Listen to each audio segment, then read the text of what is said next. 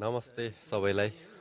यसो गाउँतिर हिँड्दै गर्दाखेरि मनमा लाग्ने चसक्क पोल्ने कुराहरू देखिन्छ, मनमा बिच्ने कुराहरू देखिन्छ। त्यही कुराहरू देखाउनलाई एउटा सानो भिडियो बनाएको छु।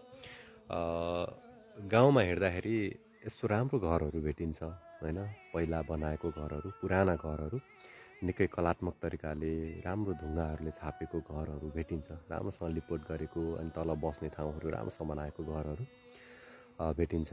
यहाँ एउटा छ, यहाँ अलिकति तल तल अर्को छ। यो घर पनि निकै राम्रो छ अगाडिबाट हेर्दाखेरि, म चाहिँ पछाडिबाट देखाएँ।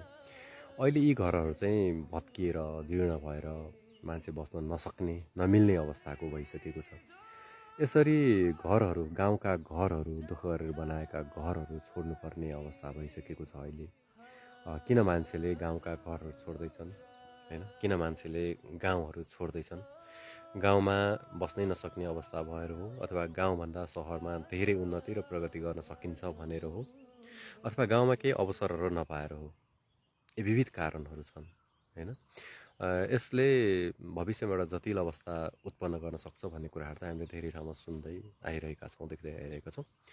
गाउँका घरहरू चाहिँ छोडिने अवस्थाहरू धेरै छ। यहाँहरूलाई के कस्तो लाग्छ यी कुराहरू?